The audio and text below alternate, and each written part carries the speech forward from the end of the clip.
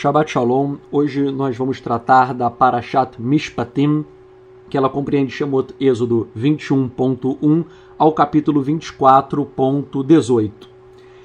Eu não vou começar analisando o capítulo 21. Hoje, neste Shabbat, eu vou começar a análise primeiramente do capítulo 24.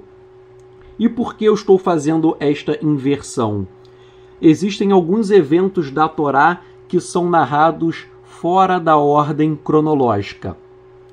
Rashi, o grande comentarista do nosso povo, explica que os fatos descritos no capítulo 24 ocorreram antes da outorga da Torá. Porém, em sentido contrário, existem rabinos que afirmam que o capítulo 24 ocorreu após a outorga da Torá, ou seja, que não haveria uma inversão desta ordem cronológica. Por exemplo, sustentando que o capítulo 24 narra fatos após a outorga da Torá, nós temos Ramban, Moshe ben Nachmanides, Ibn Ezra, Rashban, Abarbanel e Or HaChaim. Bem, eu até acho particularmente que os eventos do capítulo 24 ocorreram após a outorga da Torá. Mas eu vou inverter a ordem, como fez Rashi, porque existem alguns tópicos e por uma questão didática eu vou dar preferência a analisar primeiramente o capítulo 24 e depois nós iremos voltar para o capítulo 21. Bem, vamos analisar os fatos principais do capítulo 24. Nós lemos que o Eterno chama Moisés para subir no monte, juntamente com Aharon, Nadav, Avihu e 70 anciãos de Israel. E todos eles iriam adorar o Eterno de longe, e Moisés iria subir até o Eterno. Quando você pode abrir aí as escrituras em Shemot Êxodo 24.1, o texto em hebraico está escrito Ve'el Moshe Amar, Ale El Yahweh, traduzindo, e disse a Moshe, suba até Yahweh, até o Eterno. Vejam, e disse a Moisés. Quem disse? Está subentendido que é o Eterno. Então a tradução de Êxodo 24.1 poderia ser, né? E disse o Eterno a Moisés, suba até o Eterno. Mas olhem só que interessante, se é o Eterno que está falando no verso 1, o Eterno deveria falar, suba até a mim, e não suba até o Eterno. Fica estranho. O Eterno disse, suba até o Eterno. O correto seria, suba até a mim, não é? Essa estranheza foi notada, por exemplo, pelo Rabino Tzvi Nassi, que ele diz, o certo deveria ser, suba a mim e não suba ao Eterno, pois quem está falando é o próprio Eterno. Então, explica ainda o Rabino Tzvi Nassi, que aparentemente existem dois Eternos, falando no 24.1. Primeiro é aquele quem fala com Moisés e o segundo seria aquele a quem Moisés iria subir. Perceba que o Eterno está ordenando Moisés a subir ao próprio Eterno, quando deveria dizer, suba para mim e não suba ao Eterno. Ou seja, parece que o Eterno está determinando a Moshe subir a, entre aspas, um outro Eterno. E isso causa uma estranheza e os rabinos explicam muito bem o porquê disso. Nós veremos que, de acordo com o magistério de rabinos ortodoxos, quem se apresentou no Sinai a Moisés foi o denominado Malar Yahweh, o anjo do Eterno. E vários rabinos ortodoxos dizem que este anjo do Eterno é chamado de Metatron. Gostaria só de fazer uma observação. Você não deve confundir este Metatron que eu estou falando com o Metatron Existem algumas religiões pagãs que fazem magia negra, etc., e usam o nome de Metatron. É uma outra coisa. Até a Cabalá judaica misturou com muita coisa pagã e eles falam no anjo Metatron, mas aí é um paganismo puro que não tem nada a ver com o Metatron que eu vou falar agora. Só para você não se escandalizar, porque alguém vai ouvir eu falando em Metatron, aí vai achar que eu estou falando de uma entidade pagã. Não, não tem nada a ver. Nós sabemos que Hassatan, Satanás, ele imita a verdade e ele pegou um conceito judaico, mistificou e criou um anjo maligno em religiões pagãs denominado Metatron. Bem, mas voltando, de acordo com rabinos ortodoxos, quem se apresentou a Moisés no Sinai foi o anjo do Eterno, e este anjo é denominado Metatron. No judaísmo antigo, o anjo do Eterno se chama Metatron por quê? Porque Metatron vem do aramaico metarat, e significa guarda ou o guardião. Isto é uma menção ao terlim ao Salmo 121:4, que fala do guarda de Israel. O Salmo 121:4 fala: eis que não dormita e não dorme o guarda de Israel. Hineloi veloichan shomer Israel. Eis que não dormita e não dorme o guarda de Israel. O guarda de Israel é Metatron. Ou seja, o guarda de Israel é o próprio Eterno no Salmo 121, verso 4. Então acompanhem o raciocínio. O anjo do Eterno é Metatron. Metatron significa o guarda de Israel. E o guarda de Israel é o próprio Eterno, de acordo com o Salmo 121:4. Então, o anjo do Eterno é Metatron, que é o guarda de Israel, que é o próprio Eterno. Agora, vejam só que coisa muito interessante. O Zohar 2.115 diz o seguinte: Metatron é o filho de Iá. Metatron é o filho de Iá, é o filho do Eterno, que é o próprio Eterno se manifestando aos homens. Isso é o que diz o Zohar, e isto é confirmado e explicado por rabinos ortodoxos. Por exemplo, o rabino Berrai e o rabino Menahem, ambos rabinos da Idade Média. Então, esses rabinos medievais, eles explicam que o Eterno tem um filho. E o filho do Eterno, o filho de Iá, o filho do Eterno se chama Metatron. E eles explicam que o filho de Iá, o filho do Eterno, não é uma outra pessoa. O filho do Eterno é o próprio Eterno se manifestando aos homens. Vejam quem diz isso, repetindo, Rabino Berrai e Rabino Menahem, ambos rabinos medievais. O Rabino Menahem, ele chega a dizer que Metatron, o filho do Eterno, ele é o anjo que é mencionado na Torá, o anjo do Eterno, e ele é o Redentor. Este anjo, ele é o Redentor.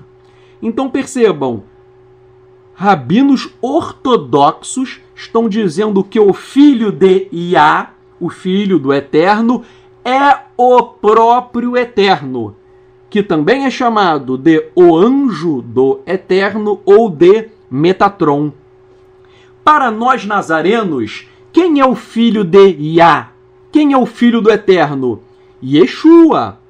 Então, se o filho de Iá é o próprio Eterno, conforme explicam os citados rabinos ortodoxos, nós concluímos que Yeshua também é o próprio Eterno. Repetindo, para os rabinos ortodoxos Menahem e Berrai, o Filho do Eterno é uma manifestação do próprio Eterno.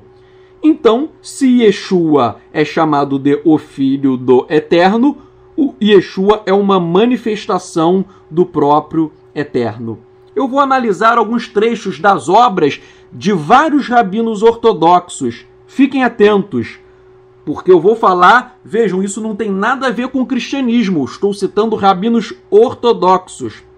Quando eu estiver falando do anjo do Eterno ou de Metatron, fique ligado porque nós estaremos falando do próprio filho de Yah, o próprio filho do Eterno, que é o próprio Eterno na visão destes rabinos ortodoxos. E nós, não é? Cá entre nós sabemos que Yeshua, ele é o filho de Elohim, ele é o filho de Yah. Mas, para esses rabinos, o filho de Yah é uma manifestação do próprio Eterno. O rabino cabalista Berrai, que viveu nos séculos 13 e 14, ele escreveu uma notável obra comentando a Torá. E ao comentar esse texto, ele fala o seguinte: Elohim disse a Moshe, suba ao Eterno. Este é Metatron, porque neste nome implica dois significados, os quais indicam o seu caráter. Ele é Senhor e também o mensageiro. E existe uma terceira ideia que implica o nome Metatron. Significa o guarda, porque na linguagem caldeia o guarda é chamado de Materat, e porque ele é o guarda do mundo. Ele é chamado de o guarda de Israel, Salmo 121:4. Pelo significado do nome dele, nós aprendemos que ele vejam, estou citando, tudo isso não são minhas palavras, não. São palavras do rabino ortodoxo, rabino Berrai. Aí ele diz: nós aprendemos que ele, Metatron, é senhor de tudo que está abaixo, porque todos os exércitos do céu e todas as coisas na terra foram colocados debaixo de seu poder e da sua força. Lindo isso, hein? Depois eu comento, vou continuar. Citando agora Menahem Recanat, um rabino que viveu entre os anos 1250 a 1310 depois de Yeshua. Ele disse o seguinte: o grande e exaltado Elohim está falando para Moshe. Ele, Elohim, disse que ele, Moshe, deveria subir ao Eterno, que é Metatron. Vejam, o Eterno que é Metatron. E ele continua: o Eterno é Metatron, que várias vezes é chamado pelo nome de Elohim, aludido como Shekhinah, a glória do Senhor, assim ele é chamado. E a razão pelo qual se diz suba é como se estivesse dizendo: ascenda para o lugar da glória, onde está o anjo, o Redentor, porque ninguém poderá ir até o grande Elohim. Pois assim está escrito, Êxodo 33:20, nenhum homem poderá olhar para mim e permanecer vivo. Então, vejam, nós temos que o filho de Yah, o filho do Eterno, é chamado de Metatron. Isso está no Zohar 2.115. E o filho de Yah significa Metatron, e ele é o próprio Eterno se manifestando aos homens. Isto explicam os rabinos ortodoxos Berrai e Menahem. Então vejam só, esse anjo Metatron, que é uma manifestação do Eterno, ele é mencionado também em Shemot, Êxodo 23, versos 20 a 21. O Eterno disse o seguinte, envio um anjo à sua frente para guardá-lo no caminho e levá-lo ao lugar que preparei. Preste atenção a ele. Ouça o que ele disser e não se rebele contra ele, pois ele não perdoará nenhum erro de sua parte, porque o meu nome encontra-se nele. Vejam que coisa interessante. O Eterno diz que o anjo, esse mensageiro, quem não obedecê-lo, este anjo não perdoará o pecado. Agora, vejam, como que um anjo tem poder para perdoar ou para não perdoar um pecado? A Torá diz que só o Eterno é quem tem poder para perdoar pecados. Só o Eterno tem poder para perdoar pecados, mas esse texto diz que existe um anjo que ele tem poder para perdoar pecados. E o Eterno diz o seguinte: o meu nome encontra-se nele. Então vejam, este anjo, na verdade, dizem os rabinos citados, ele é uma manifestação do Eterno, porque só o Eterno pode perdoar pecados. É por isso que Yeshua é uma manifestação do Eterno. Nós lemos que quando Yeshua chegou para aquele paralítico e disse: os teus pecados estão perdoados. O que os perushim, os fariseus e os escribas falaram? Ora, ninguém pode perdoar pecados, somente o Eterno pode perdoar pecados. O que Yeshua falou? Para que vocês saibam que o Filho do Homem tem poder para perdoar pecados, eu te digo, diz para o paralítico, levanta-te e anda. Então Yeshua, ele disse que ele tem poder para perdoar pecados. Mas como ele tem esse poder se só o Eterno é quem perdoa pecados? A razão é, Yeshua é uma manifestação do Eterno. E isto se extrai da própria Torá, porque a Torá diz que o anjo do Eterno ele tem poder para perdoar pecados. Só uma coisa interessante, em hebraico, o nome de anjo é Malar, e Malar significa mensageiro. Então, quando eu digo que Yeshua é o Malar do Eterno, Yeshua é o mensageiro do Eterno, Yeshua é uma manifestação do Eterno. Tanto é que o Rabino Berrai, rabino ortodoxo, ele diz, olha só, ele fala, esse anjo é uma emanação do Eterno e não um anjo criado. Aí ele explica o seguinte, Rabino Berrai, este anjo não é um dos seres criados que podem pecar, porque ele, o anjo, não perdoará as suas transgressões, porque esse anjo pertence à classe de quem não pode pecar. Ele é Metatron, o príncipe do semblante do Eterno. Ele, o anjo, é o único amado do Eterno. Com referência a ser chamado de anjo, você deverá saber que ele não pertence à classe dos anjos criados. Vejam, Rabino Berrai dizendo que ele é chamado de anjo, mas ele não pertence à classe dos anjos criados. Por quê? Porque o mundo é governado por ele, porque ele é o ente da justiça. Obedeça a sua voz. Está alertando para que eles não aborreçam o único integrante da divindade. Entretanto, imediatamente se acrescenta, não o provoquem. Estas palavras os nossos sábios de abençoado da memória explicaram. Não me provoquem nele. Porém, vejam, o Rabino Berrai, não sou eu que estou dizendo, o Rabino Berrai. Rabino Berrai conclui o seguinte, diz ele, tenham em mente que todos são um Errad, e todos eles são o mesmo, todos eles são o memorável, o único e um Elohim que não pode ser dividido.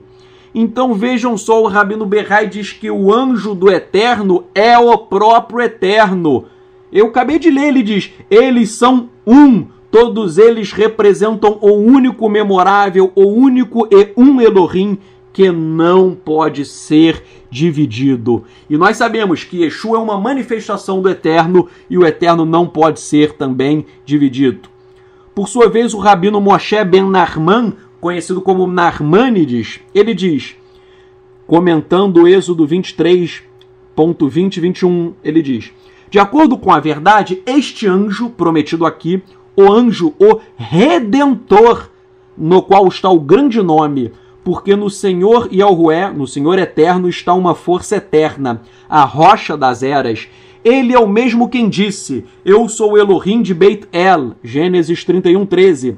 As escrituras o chamam de anjo, porque ele é o embaixador. E nós aprendemos que o mundo é governado através dele. E, por sua vez, o rabino Tzvi Nassi, que viveu entre 1800 a 1877, ele diz, porque o seu nome está nele, significa a plenitude da divindade está nele, em Metatron, no anjo do eterno.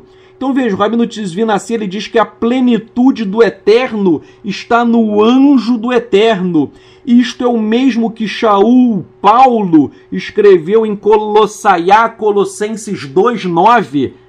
Vejam, ele disse, porque nele, Yeshua, habita corporalmente a plenitude do que Elohim é. Então vejam, Shaul, Paulo disse que em Yeshua habita a plenitude de Elohim. E o Rabino Tzvi Nassi diz que no anjo do eterno habita a plenitude da divindade, do eterno. Então, eles estão falando a mesma coisa. Tanto é que o Rabino Tzvi Nassi, ele terminou ao final da vida reconhecendo que Yeshua é o Mashiach de Israel. Resumindo tudo que eu disse até agora, o anjo do eterno é igual o próprio eterno, que é igual a o filho de Yah, o filho do eterno. Isso diz o Zohar. E isto é conhecido como a doutrina secreta do filho. Essa doutrina secreta do filho é uma doutrina que os rabinos dizem que o filho do eterno é o próprio eterno. Mas os rabinos ortodoxos, eles ocultaram esta verdade. Por quê? Para que isto não fosse usado pelo cristianismo. Porque esta doutrina é uma doutrina judaica, mas que ela possui uma grande conexão com o que alguns cristãos falam. Então os rabinos ortodoxos, eles tinham medo de revelar esta doutrina, porque os judeus poderiam começar a reconhecer que Yeshua é o Mashiach do nosso povo. Então vejam, se os rabinos ortodoxos eles abrissem o jogo, eles falariam, o Filho do Eterno é o próprio Eterno. E isso iria levantar uma pulga atrás da orelha de muitos ortodoxos, pois eles poderiam enxergar que Yeshua é o Filho do Eterno. Então os rabinos ocultaram tudo isso que eu estou falando aqui, isso foi ocultado, isso é conhecido pelos rabinos ortodoxos como a doutrina secreta do Filho. E eu estou revelando esta doutrina secreta que foi ocultada durante séculos. E é claro que isso eu não aprendi do nada, né? Isso eu aprendi com o Rabino Tzvi Nassi, que viveu no século XIX. Eu li a obra dele e ele me deu muitos subsídios e depois eu fui fazendo uma pesquisa sobre isso. Então a doutrina secreta do Filho é isto. É o Filho do Eterno, o Filho de Yah, mencionado no Zohar, o Filho do Eterno é o próprio Eterno. E é ele quem se manifestou como o anjo do Eterno na Torá. E nós sabemos que esse Filho do Eterno é Yeshua, Yeshua HaMashiach. Bem, uma coisa interessante, prosseguindo a análise do capítulo 24. No capítulo 24 está escrito assim, Moshe falou ao povo todas as palavras e todos os mishpatim, decretos do Eterno. Moshe pegou o livro da aliança e leu para o povo, e o povo respondeu, Nasce venishma, faremos e escutaremos e ouviremos. Ou seja, o povo de Israel se comprometeu a guardar a Torá. E no capítulo 24, após o nosso povo se comprometer a guardar a Torá, nós lemos que Moisés pegou o sangue de animais oferecidos em sacrifício e aspergiu o sangue sobre o povo. Ele aspergiu o sangue sobre o povo, dizendo, Hinedan Abrit, este é o sangue da aliança que firmou o Eterno conosco. Então o pacto do Sinai foi firmado com sangue. Por quê? Porque no direito antigo, este tipo de aliança exigia o derramamento de sangue. Do mesmo modo, a Brit Hadashah, a nova aliança com Yeshua, que foi profetizada por Irmeiahu, Jeremias, a nova aliança com Yeshua também exigiu o derramamento de sangue. É por isso que Yeshua disse, este é o meu sangue, que confirma a Brit Hadashah, a nova aliança, a aliança renovada. Este é o meu sangue que é derramado a favor de muitos, para que tenham os pecados perdoados. Mateus 26,28. Então vejam, muitas pessoas perguntam, por que foi necessária uma nova aliança com Yeshua? Por que foi necessário? Se nós já tínhamos a aliança do Sinai, por que eu preciso de uma Brit Hadashah, de uma nova aliança com Yeshua? A resposta é, no Sinai, o nosso povo se comprometeu a guardar a Torá. Porém, nós sabemos que Israel não guardou a Torá. Tanto não guardou que pela violação da Torá, nós fomos levados ao cativeiro babilônico e nós fomos levados também ao cativeiro assírio. Então, o nosso povo descumpriu a Torá, porque a Torá ela estava escrita em tábuas de pedra e ela não foi obedecida. Mas o Eterno firmou uma nova aliança, uma Brit Hadashah, por meio do sangue de Yeshua, HaMashiach, para que a Torá fosse escrita no coração das pessoas. Vejam, no Sinai a Torá foi escrita em tábuas de pedra. Yeshua ele veio para escrever a Torá em nossos corações, porque sempre o Eterno desejou que a Torá fosse escrita nos corações. Isso está onde? Isso está em Devarim, Deuteronômio 30.6. O Eterno ele falou que ele queria escrever a Torá no coração das pessoas. Então Yeshua veio para escrever a Torá em nossos corações. É claro que nós ainda pecamos, nós ainda erramos, mas há ainda muitas profecias que Yeshua irá cumprir, principalmente com o seu retorno. Com o retorno de Yeshua haverá a consumação. Há de se completar todas as profecias sobre a Brit Hadashah, sobre a nova aliança.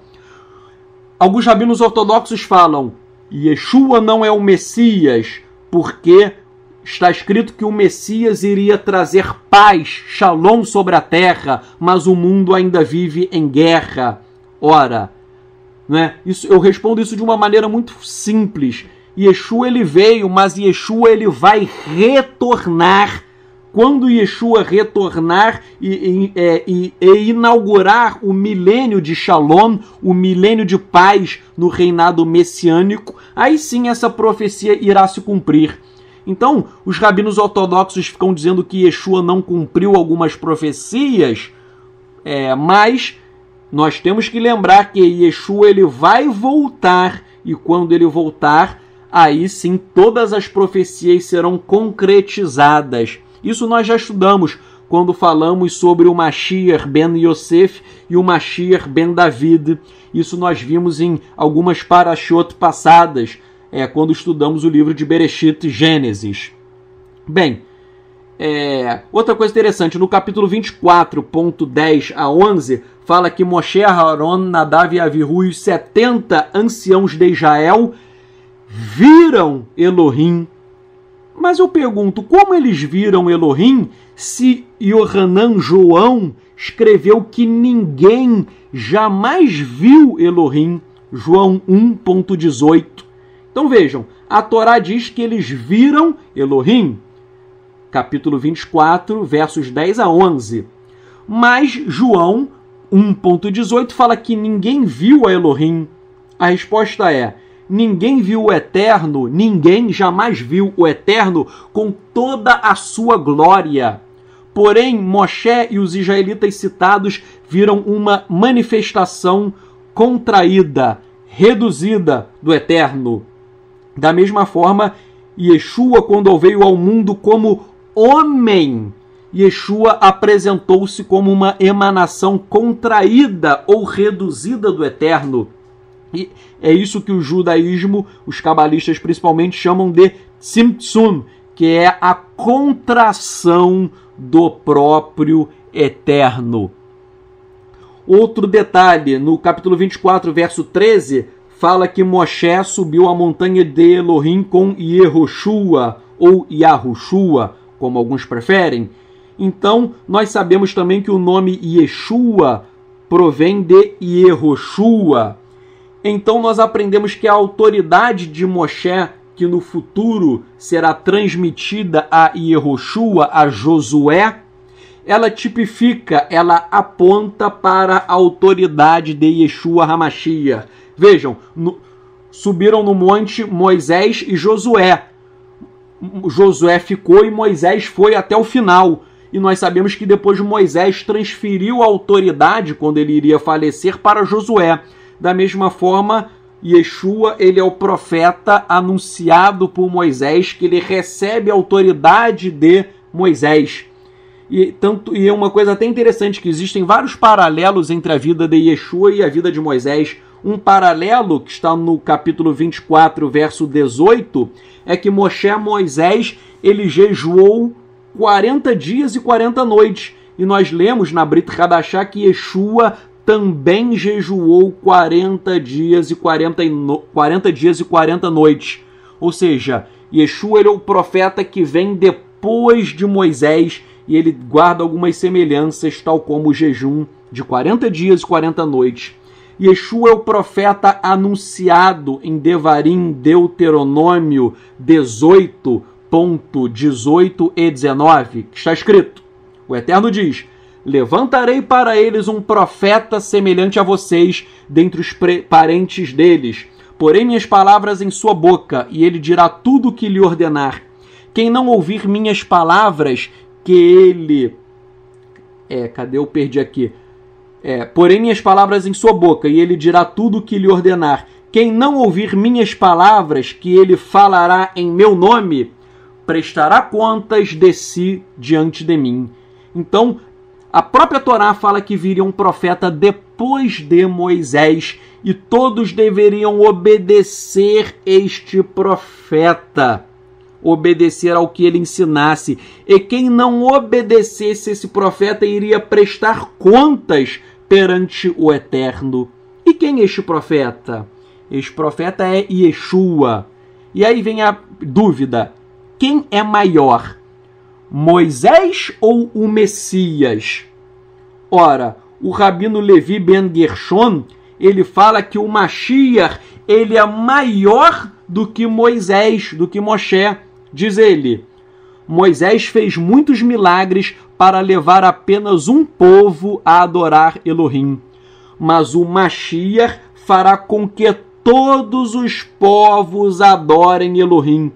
Então o rabino Levi Ben Gershon, conhecido como Ralbag, que viveu no século 13, ele fala que Moisés levou o povo de Israel a adorar Elohim, mas o Messias fará com que todos os povos adorem Elohim. Por isso o Messias é maior do que Moisés. E o Midrash Tanhuma, ele fala também que o Messias, ele é maior do que Moisés. Ele diz: o Messias deve ser maior até mesmo do que os anjos ministradores. Então, os judeus ortodoxos dizem que nunca surgirá um profeta maior do que Moisés. Mas o próprio Midrash Tanhuma explica que o Messias, ele é maior do que Moisés. Bem, agora nós vamos analisar a Parashá desde o início. O nome da Parashá é Mishpatim, que significa decretos, regras ou leis, leis civis e leis penais.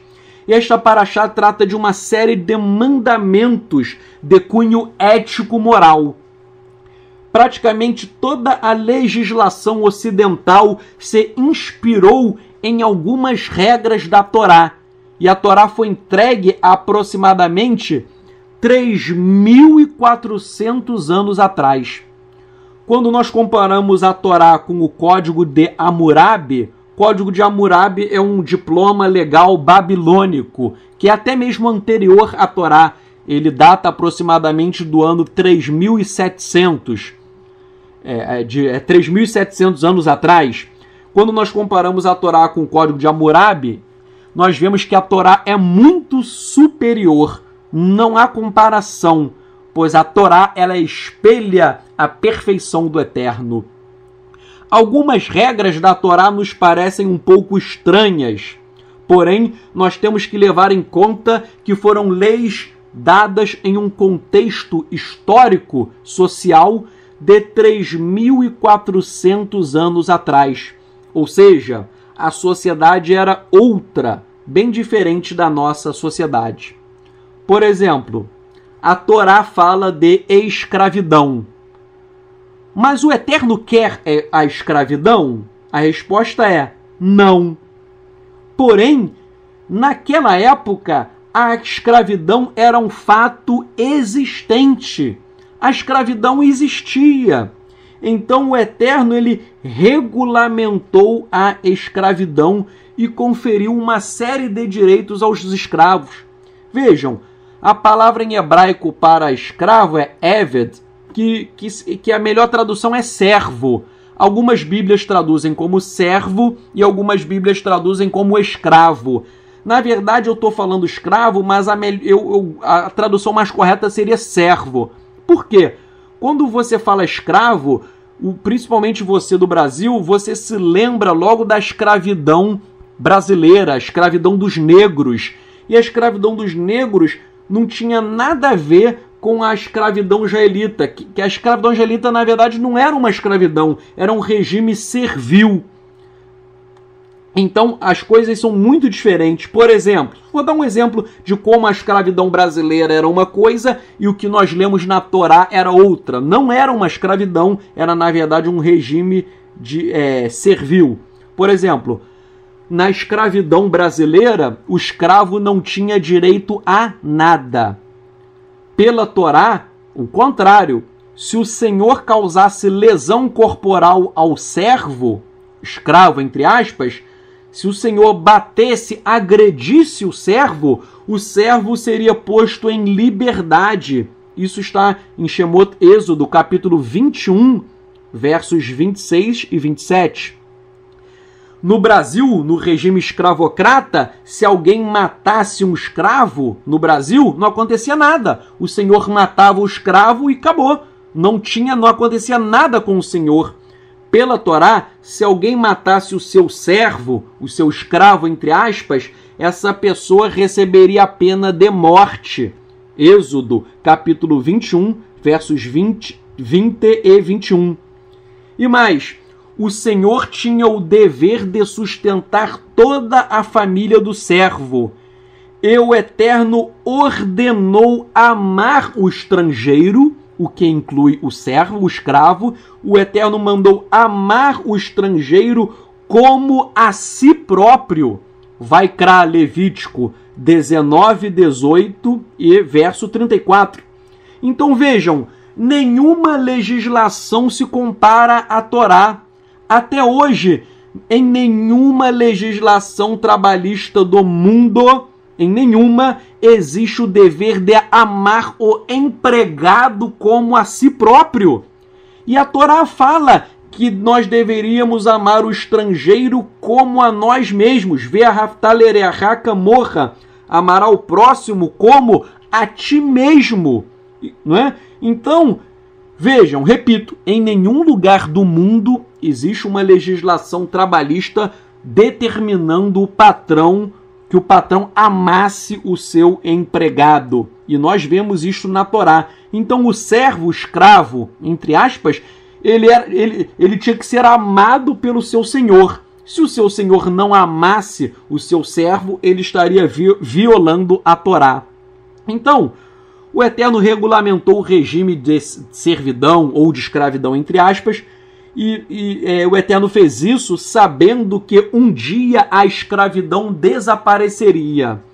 Tanto é que a escravidão foi abolida de Israel desde o início da época do Segundo Templo.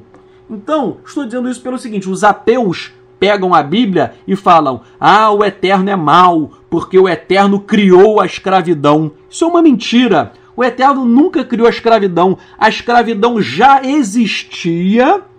E o Eterno, na Torá, ele deu vários direitos aos servos. O Eterno fez isso para garantir direitos aos servos, sabendo o Eterno que um dia a escravidão iria desaparecer da face da terra. Em Israel, desde o início do Segundo Templo, já não havia mais escravos. comentando o capítulo 21, versos 1 a 6. Nós lemos que somente o escravo hebreu alcançava a liberdade no 7º ano. Ou seja, ele trabalhava 6 anos e era liberado no 7º. O escravo estrangeiro não tinha este benefício. Por quê? Porque os escravos estrangeiros eram idólatras. Então eles recebiam o castigo pela idolatria. Obviamente, caso o escravo estrangeiro se convertesse, isso acontecia, ele se tornava um israelita. E como israelita, ele poderia alcançar a liberdade. Então, só para você entender, no capítulo 21, versos 1 a 6, isso daí só se aplica ao escravo, ao servo, né, melhor dizendo, ao servo hebreu. O servo que não fosse hebreu, que fosse um servo pagão, ele não alcançava a liberdade. Por quê? Porque o Eterno quis dar um juízo sobre ele pelo fato dele ser pagão. Mas se ele passasse a servir ao Eterno, se ele passasse a guardar a Torá, se ele se convertesse, então ele se tornava hebreu e, obviamente, trabalhando depois de 6 anos, no 7º ele seria liberado. E aí você lê também a questão de furar a orelha do servo, né? Vai furar a orelha do servo? Ora, furar a orelha do servo, isto era uma marca de que ele renunciou à liberdade. O servo tinha o direito à liberdade, mas ele abriu mão deste direito, o que é um erro, porque o Eterno criou o homem para ser livre. Então o Eterno, ele queria que o homem fosse livre, mas o servo queria continuar sendo servo. Então ele recebia um furo na orelha para provar que ele abriu mão desta liberdade. O Eterno liberou, mas ele não quis a liberdade. Muitas pessoas falam, pô, que coisa cruel furar a orelha, mas furar a orelha não é algo tão cruel. Repito, furar a orelha não é algo tão cruel quanto pareça. Tanto é que até hoje as mulheres, elas furam as orelhas para colocar brincos. Então, tal como uma mulher fura a orelha para colocar brinco, né? E eu nunca furei a orelha, mas as mulheres fazem isso. Então, você furava um pouquinho da orelha do servo. Então, não era nada, né? Não era cortar a orelha, né? Eu estou dizendo isso que eu já vi ateus dizendo, o Eterno é mau, ele cortava a orelha. Não cortava nada de orelha. Era um furinho na orelha, tal qual uma mulher fura para colocar um brinco. Nós agora vamos analisar a pena de morte. Ora, o Eterno, né, nós vimos nos 10 mandamentos que o Eterno falou, não assassinarás. O Eterno, ele proibiu o homicídio doloso, o homicídio intencional. Mas o Eterno, ele estatuiu a pena de morte. Somente quem deu a vida tem o direito de tirá-la. A moral do Eterno é tão elevada que ele preconizou a pena de morte. O Eterno instituiu a pena de morte não para castigar, mas para prevenir a sociedade, impedindo que crimes ocorressem. Na Torá, a pena de morte ela tem um caráter preventivo. Comina-se uma pena grave para criar temor nas pessoas, para que elas não cometam crimes. Então, isso é muito importante ressaltar pelo seguinte, hoje em dia, Sadoc, sou contra instituir, por exemplo, a pena de morte no Brasil, porque no Brasil a nossa justiça falha muito. A nossa justiça é uma justiça totalmente corrompida. Porém, no Israel antigo, vejam, quem era o rei nessa época? O rei era o próprio Eterno. Não havia rei, porque o Eterno ele reinava, o Eterno ele se revelava, o Eterno falava face a face com Moshe, com Moisés. Então a justiça do Eterno naquela época era uma justiça infalível. O Eterno ele se revelava aos anciãos, aos shofetim, aos juízes. Então, vejam, a pena de morte era aplicada, mas ela era aplicada com critério, porque o Eterno se manifestava ao povo.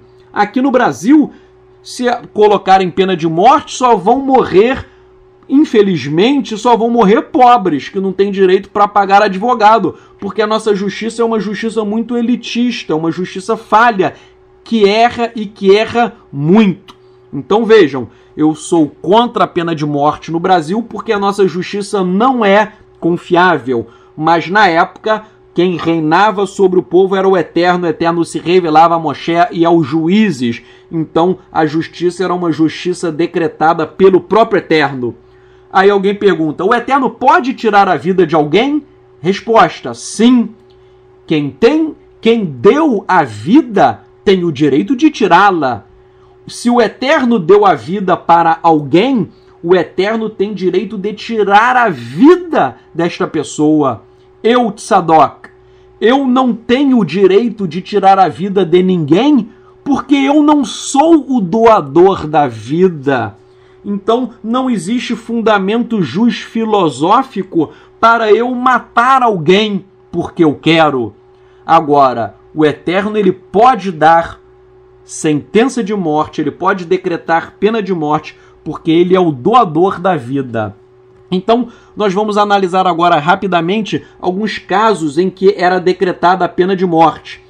Por exemplo, se alguém matasse uma pessoa de forma intencional, chamado homicídio doloso, capítulo 21.12-14, a pena era a pena de morte. A morte era pelo estrangulamento. Naquela época, o estrangulamento se fazia pelo enforcamento. Só uma observação, se você estuda medicina legal, você sabe que há uma diferença entre estrangulamento e enforcamento e esganadura. Porém, na Torá, estrangulamento é igual a enforcamento. Então, se alguém matasse uma pessoa de forma intencional, essa pessoa seria morta. Se você matou, você vai morrer. Por quê? Porque a vida é um bem sagrado, é um bem valioso. E então essa pena de morte está no capítulo 21, versos 12 a 14. A Torá diz que é a pena de morte, mas não diz como aplicar essa pena. Aí vem o Talmud, Tratado de Sanhedrin 84b, e diz que é por enforcamento. Outro caso, se alguém agredisse o pai e a mãe, capítulo 21, verso 15, você bateu, agrediu, espancou o pai e a mãe, seria decretada a pena de morte. E o Tratado do Talmud de Sanhedrin 85b fala que a agressão a pai e mãe a pena seria o estrangulamento, ou seja, o enforcamento. Por quê? Porque ninguém pode agredir o pai e a mãe. Por quê? Porque a Torá diz que nós deveríamos honrar o nosso pai e a nossa mãe. Outra hipótese de pena de morte, capítulo 21, verso 17. Quem amaldiçoasse o pai e a mãe seria punido com morte. E o Talmud, Tratado de Sanhedrin 66a, fala que haveria o apedrejamento. Então, amaldiçoou pai e mãe, pena, apedrejamento. Vejam, o Eterno ele não é masoquista, ele não é mau, mas o Eterno ele coloca penas severas para que você não cometa o crime. Quando o Eterno disse, olha, você vai ser punido com morte e você vai ser apedrejado, é porque o Eterno quer que você não amaldiçoe o seu pai e a sua mãe. Quando o Eterno disse, se você matar alguém, você vai morrer, o Eterno fez isso para que você não matasse ninguém. Então isso é uma função preventiva. A pena é grave para que você não cometa o crime. Outra regra interessante, o sequestro, né? Até no Brasil aqui o sequestro é um crime hediondo, mas pela Torá, se você sequestrou alguém, você será punido com pena de morte. Capítulo 21, 16. E o Talmud, Tratado de Sanhedrin 84b, diz que você haverá o enforcamento. Sequestrou alguém, o camarada é enforcado. Vejam que coisa interessante. No regime escravocrata brasileiro, né, na escravidão dos negros no Brasil, o senhor matava o seu escravo e ficava tudo por isto mesmo. Mas pela Torá, capítulo 21, versos 20 a 21, se o Senhor matasse o seu escravo, ele seria punido com pena de morte. Então o Eterno é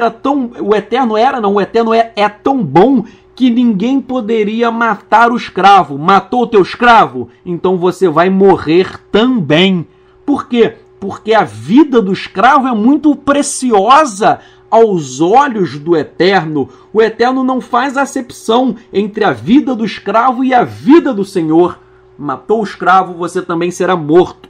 E morto como? O Talmud, no Tratado de Sanhedrin 52b, diz que haveria a decapitação. O juiz pegaria a espada e mandaria decapitar, cortar a cabeça de quem matou o escravo. Capítulo 22, 17. Feitiçaria, pena de morte. 22, 19. Idolatria, a pena é pena de morte. E, de acordo com Sanhedrin 60b no Talmud, a idolatria é punida com o apedrejamento. Então o Eterno, ele abomina a idolatria. É por isso que Paulo escreveu que os idólatras não herdarão o reino de Elohim. Então, se você é católico, está ouvindo esta paraxá, eu digo, abandone a idolatria. Abandone as imagens, abandone Maria, abandone aquela tua estátua de Jesus pregado na cruz, abandone tudo isso, sirva ao Eterno, porque a idolatria será punida com a morte. A morte o camarada não herdará o mundo vindouro. Bem, a Torá ainda diz que o sexo com animais, algo nojento, sexo com animais, pena de morte. Por quê? Porque o sexo é sagrado. E o Talmud diz, Sanhedrin 53 e 54, quem faz sexo com animais seria apedrejado. E a paraxá prossegue ainda com outras questões, por exemplo, lesão corporal, capítulo 28, versos 18 a 19. Quem causou lesão corporal em outra pessoa, quem agrediu outra pessoa, você, não causando a morte, né? Se você agride alguém e a pessoa morre, você será punido com a pena de morte. Mas se você bateu em alguém e a pessoa não morreu, você teria que indenizar completamente essa pessoa. Indenizar pelos danos emergentes e pelos lucros cessantes. E se você não tivesse dinheiro para indenizar, você bateu na pessoa, não tem dinheiro para pagar a indenização, você iria se tornar um escravo desta pessoa. Bem, e o verso 21, capítulo 21, versos 23 a 25, capítulo 21, versos 23 a 25, tem a questão do olho por olho, dente por dente. Ora, muita gente... Está escrito olho por olho, dente por dente. Muita gente acha que era assim, se você arrancou o olho de alguém, você perde o olho. Se você arrancou o dente, arrancam o teu dente. Se você cortou a mão de alguém, era cortada a sua mão. Não é isso. Não é isso.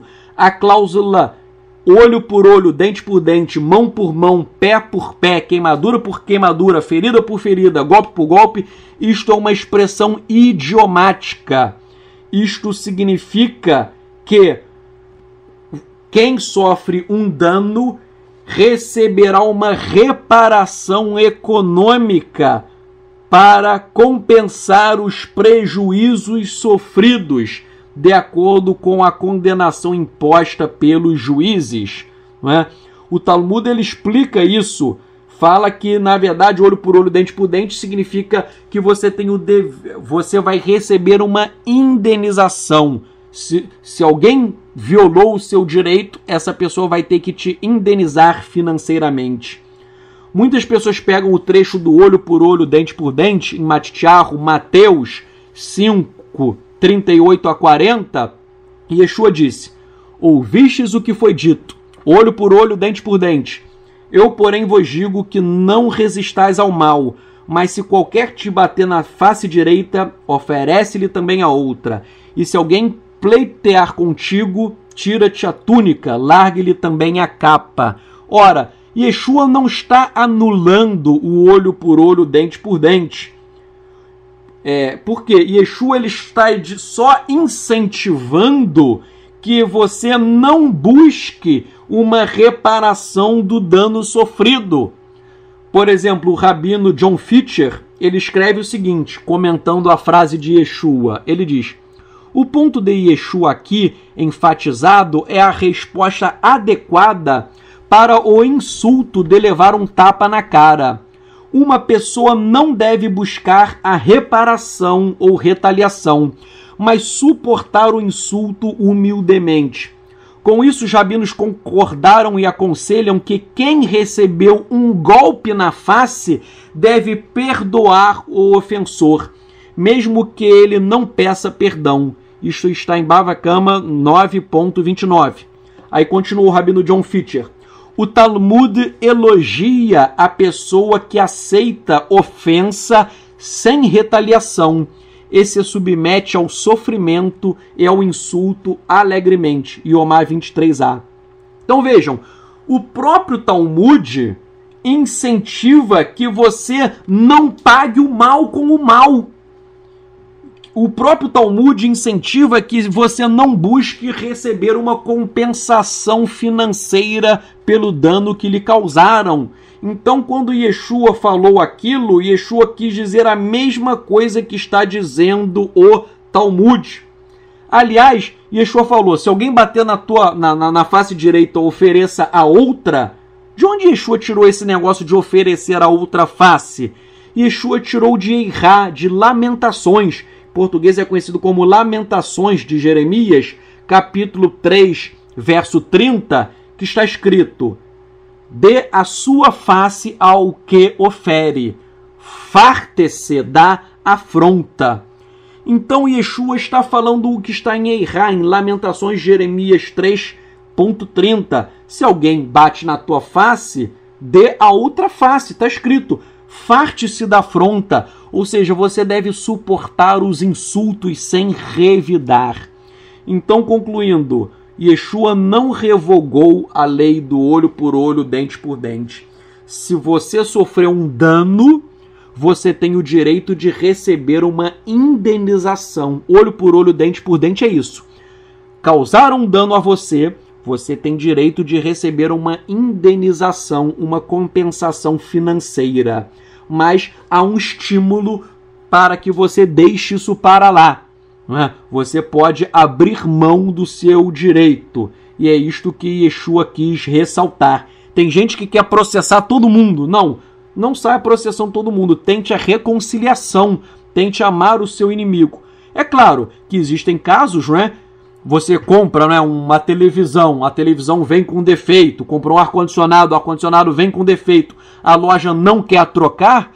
Você pode mover uma ação judicial, Yeshua não é contra você pleitear os seus direitos, mas existem casos em que você não deve buscar uma reparação. Alguém te fez mal, por exemplo, alguém já me insultou, cometeu um dano moral, falou palavras negativas contra mim. Eu não vou mover uma ação postulando dano moral, eu deixei para lá. Alguém falou mal de mim, eu não vou processar, eu deixo para lá, Já aconteceu, às vezes alguém, alguém ouve minha mensagem, discorda e começa a falar mal de mim na internet, a pessoa faz isso, eu posso coletar as informações e processar por danos morais se a pessoa está me insultando, se a pessoa está ofendendo a minha honra. Já aconteceu disso, As pessoas falaram mal de mim na internet, eu poderia processar, mas eu não processei. Por quê? Eu ofereci a outra face. Então é isso que Yeshua quis ensinar.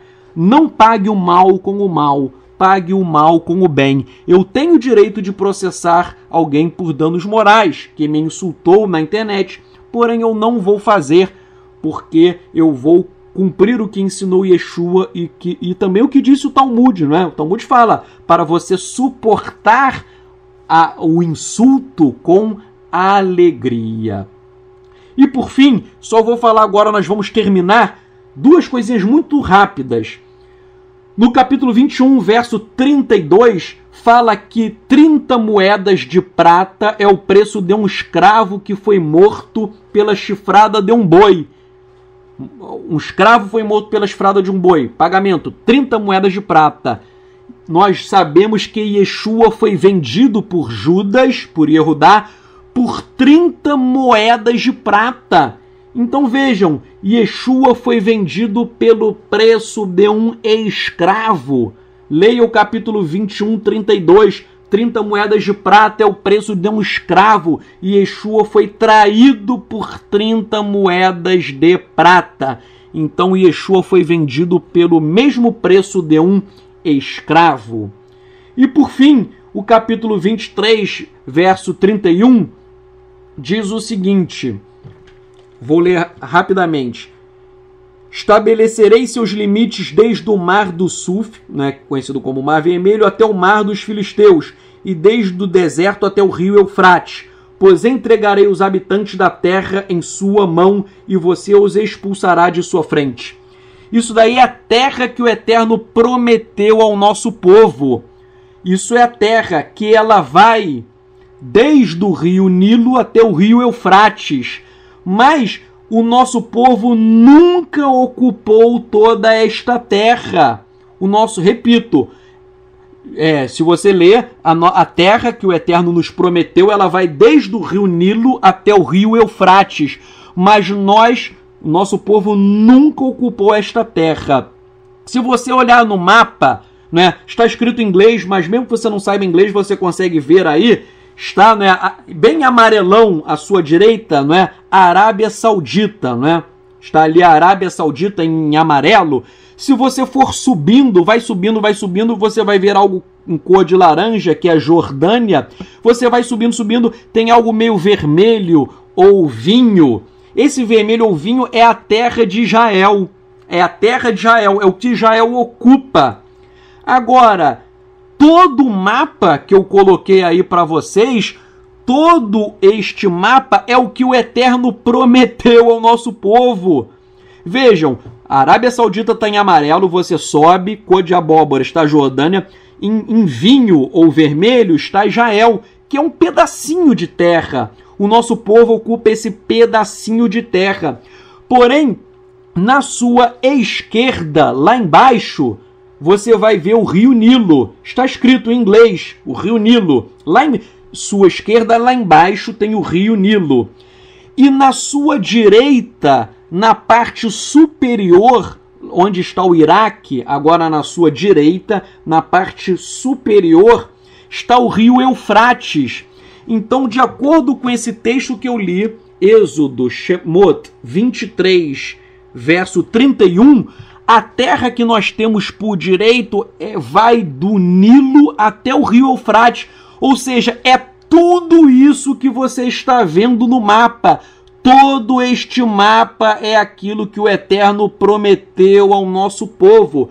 Pega o Egito, pega o Sudão, pega a Arábia Saudita, Iêmen, Omã, pega o Iraque, pega a Síria, pega a Jordânia, pega tudo isso que você está vendo. E eu repito, atualmente nós ocupamos só essa partezinha vermelha, ou vinho, né? Dependendo do que você está vendo. É só essa partezinha que é Israel, mas nós vamos herdar tudo isso. E quando nós vamos ocupar toda essa terra? Os rabinos ortodoxos dizem que a promessa de Êxodo 23, 31, ela somente se concretizará no reinado messiânico. Então isso se refere à volta. Quando Yeshua voltar, tudo isto será nosso. Então Yeshua voltará para nos dar toda essa gigantesca terra que hoje é conhecido como o Oriente Médio. Tudo isso é nosso. Eu fiquei impressionado, porque a nossa terra hoje, esse pedacinho vermelho, é muito pequeno, mas nós vamos herdar tudo isso, Baruch Hashem, quando Yeshua voltar. Vamos fazer uma tefilá. Avinu Shabbat Shamayim, Pai nosso nos céus, nós oramos e te agradecemos pela essa paraxá, que ela esteja escrita em nossos corações. Nós te louvamos, te exaltamos, agradecemos e glorificamos o nome de Yahuwah, do Eterno, nome que é bendito nas alturas.